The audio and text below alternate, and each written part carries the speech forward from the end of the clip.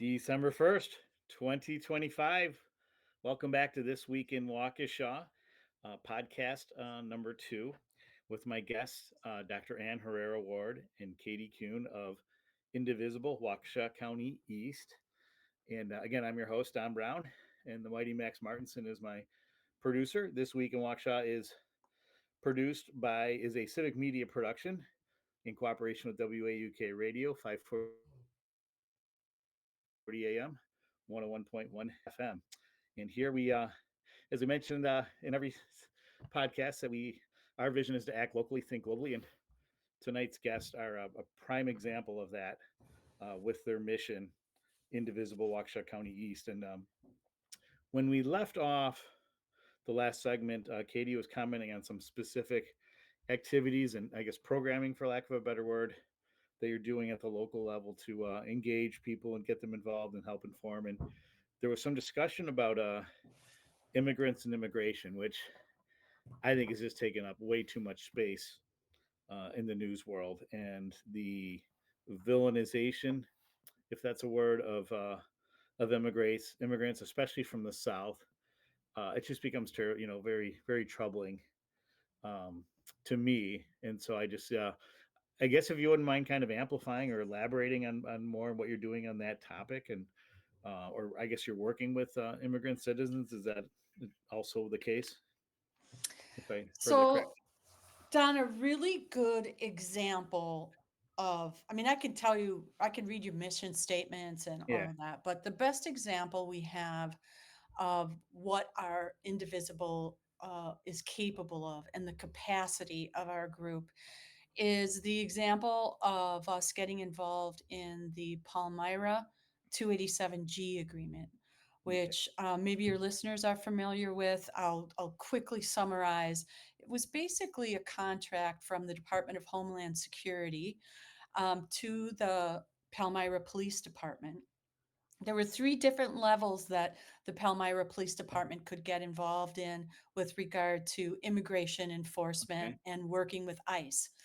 They chose to get involved with the highest level, which was becoming, they were being deputized as ICE Okay. agents and could be called at any time to go and do the work of ICE to detain and um, round up um, immigrants.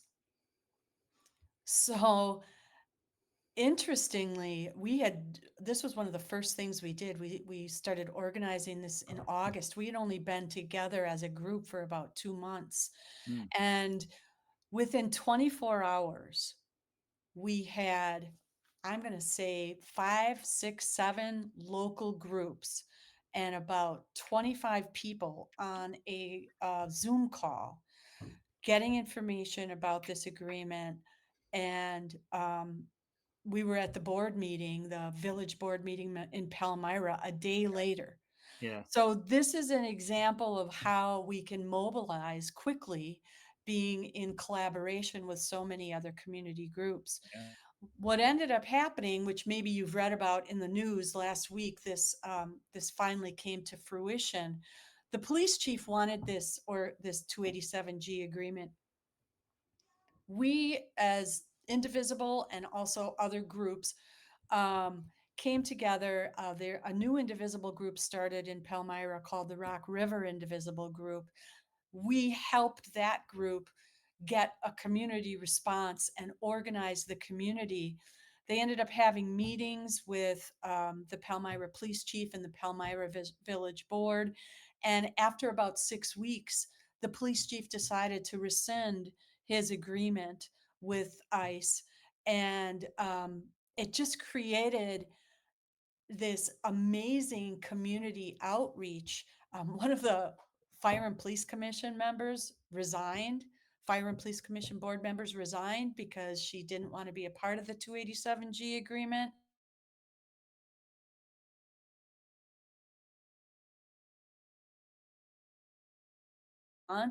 And this was all as a result of our mobilization. Um, and it was hyper local, which is one of the things that Indivisible really focuses on. Something that we know best, what is best for our community. Um, and we were successful. It was amazing to watch the whole thing come together, Don. It was uh, Sounds like it. something that you would Wonderful. want to happen in your community. And it wasn't like we didn't have any press involved. Nobody wanted the press involved. It was Yeah, really good. about conversations and the Sure. police chief getting to know the Okay. community getting to know the police chief, the community communicating to the chief what they really wanted their police force to do. They only Okay. had 4 officers, and they needed an officer um, to work third shift. They didn't have enough people. And so this ICE agreement was going to provide them with funding. They were going to get $100,000 for detaining immigrants. And it was going to have a huge impact on. I'm not sure if your listeners are familiar with the egg packing plants in Palmyra, but there's a couple of them. Yeah. And they are the workers there. Some of them are immigrants. And some legal, some not. We're not even sure of their Yeah. status. Um, and they were concerned that their community was going to be fractured Sure. by this agreement. We had a discussion with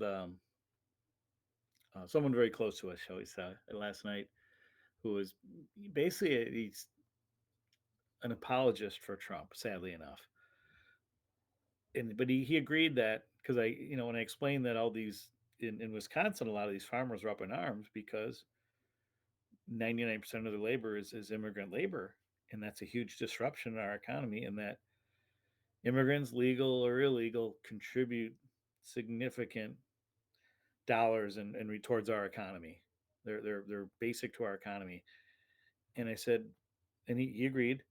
But then I said, wouldn't it make sense, knowing you have these operating farms, around the state and the region, the country, wouldn't you think that there would be resources where INS can be sending people on site?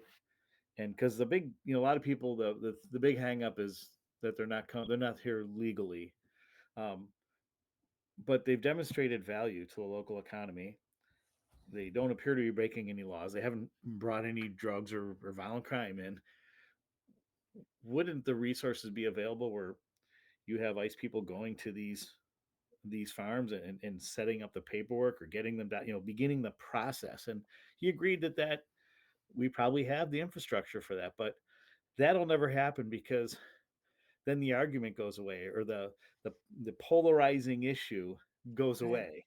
That's And not when what it's about. It's not right, about finding a good solution and yeah, having a good thank immigration you, policy. yeah, That's and not what it's about. it's a fear tactic, and it's like, It's about dividing people and and that's what I explained. othering It's like, people. yeah, you have there's other sources of violent crime that come from Americans living legally in America, um, and there's other ills. There's healthcare, and there is homelessness and poverty, and um, we live in the most affluent county in the state, and I serve on the board for. We have a food pantry. We have people in Hmm. need, even in affluent Waukesha County. Lots of people in need, and I'm believing, two income households, that their goal is to be able to live paycheck by paycheck. That's, and my family's been down that road, about 15, 20 years ago. And so there's so much bigger fish to fry. And this whole immigration thing is a red herring for, this oligarchical agenda, that I think anyway. It's straight out of the authoritarian Yeah. playbook, Don. It is. Yes. Yes. Thank What they you. want is a division, and they have to find a villain. And so Yeah. the villains are the immigrants, Immigrants. Yeah. and they're the others. Yeah. And so we're going to show our strength, we're going to show our power, Yeah. we're going to actually take our military and use it against our Yeah. citizens. Yeah. We've never And seen that before in recent history, that's what in world, authoritarians in do. European history in Yeah. particular. I Right. mean, And and so that's what we have to push back against. And so the Palmyra situation is an excellent example yeah. of taking that hyper local consequence Yeah. of what happens when a four-person police department in Yeah. Palmyra, Wisconsin, Yeah. decides to, take the bait from the national government, Yeah. the federal government, and get Right. money. But there Yeah. are just so many problems with that, and we helped bring the community together and point that out and Right. do the reasonable thing. Sure. Now this may be, I don't know if this is driving in another lane or above your pay grade, but I heard recently in a radio discussion that um, there is a belief, and there's maybe some substantial evidence to support this, that the reason these ICE officials wear masks is because some are were January 6 offenders who were pardoned, Mhm. or members of some of these extremist groups like Proud Boys, neo Nazis, or whoever. Um, have you heard much intel on that, or have you heard that being bantered around, or um, or is that just a question you're not really prepared to answer? I haven't. I don't know. I don't know. I personally, I wish that I could just talk to one of them Right. and just say, Mhm. Why are you doing this? Yeah. is this really what you want to be doing? And Don, that kind of gets me into another um, reason why we put our Indivisible group together, because we really believe in Waukesha County, especially in our area, Yeah. that there are people. They could be disaffected ICE Yeah. agents. They could Yeah. be disaffected Trump voters. Yeah. There are people that are looking at what's happened over the last 10 months, Hmm. and they don't like it. And they Yeah. see the slide toward authoritarianism, Sure. but they don't know what to do. Yeah. They just feel helpless, Yeah. and they don't know what to do, and they're not necessarily, maybe they don't want to canvas, and maybe Right. they don't want to be a part of a phone bank, and Yeah. they don't want to join another political party because they think, that both parties have their problems, which Yep. is probably the topic for another show for you. Yeah. Oh, it's um been a you topic of a know lot of shows. Yeah. Especially given but the upcoming mayoral campaign. right, but they're Some great saying, wait a artists. second, this, I don't want ICE in Palmyra. Right. I don't Yep. want ICE in Chicago. I Oh, don't newer. Yeah. want our food pantries to go broke while, we're building a gilded ballroom in Washington, D.C. Yeah. You know what? There's just so much dissonance. And so we're hoping, as a nonpartisan organization, that we can be a safe place for people who are looking to be active, to fight against authoritarianism, Hmm. but that they're also looking for a place to maybe not protest, maybe Yeah. engage in civil dialogue, Just to be maybe informed.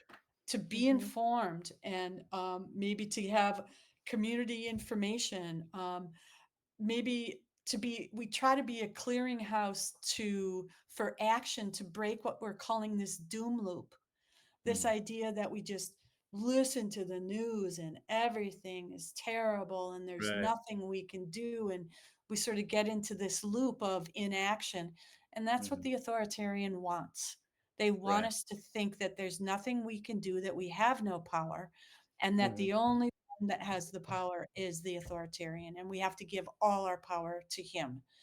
And we're pushing back against that. So if your listeners are one of those people that feels like they don't like this slide towards authoritarianism, they Yeah. may be a disaffected Republican, I'd consider them, or I'd really invite them to check out Indivisible Waukesha County East. We have a Facebook page. We're working on a website. Um, and we meet once a month at the New Berlin Public Library, Hmm.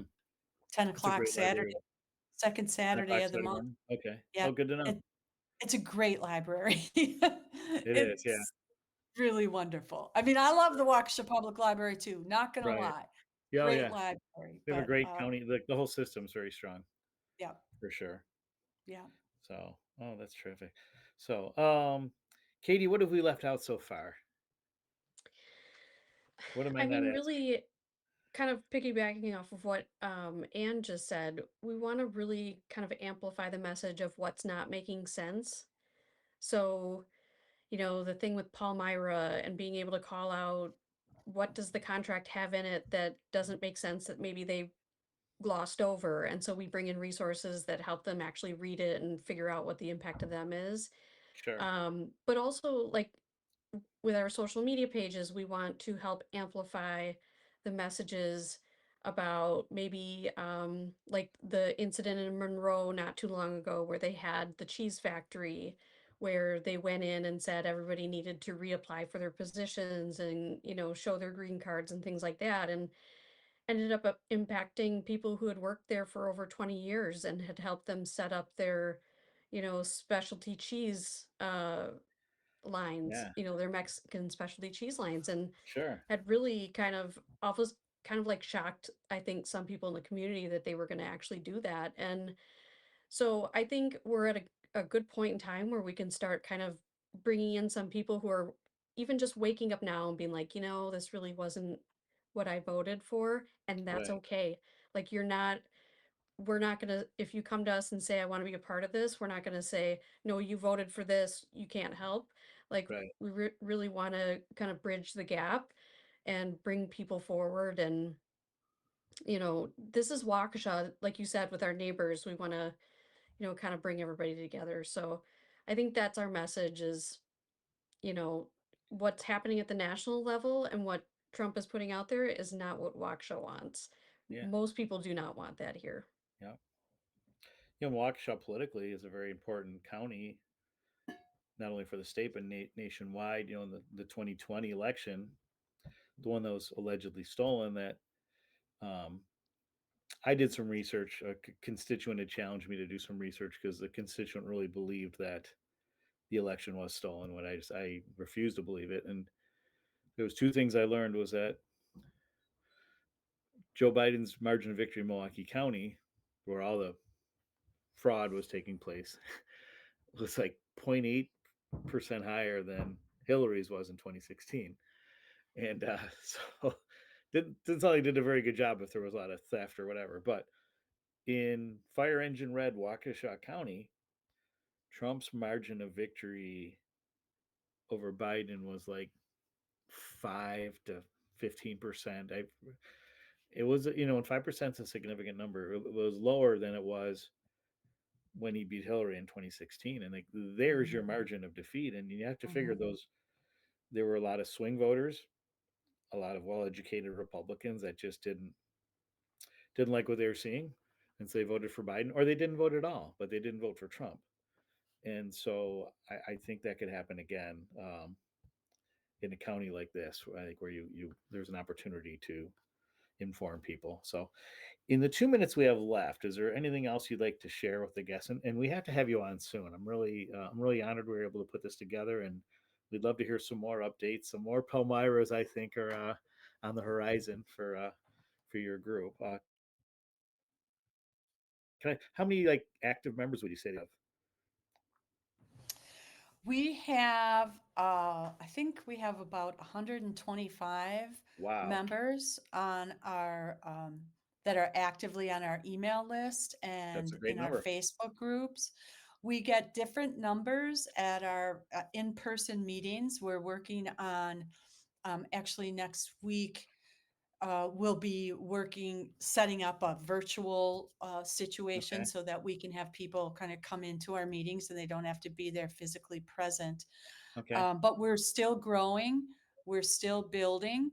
We're talking to our neighbors. And I guess the one thing I want to leave with your listeners, Don, is that um, we are nonpartisan. We won't endorse candidates, um, hmm, and we need activism to stop authoritarianism from everybody.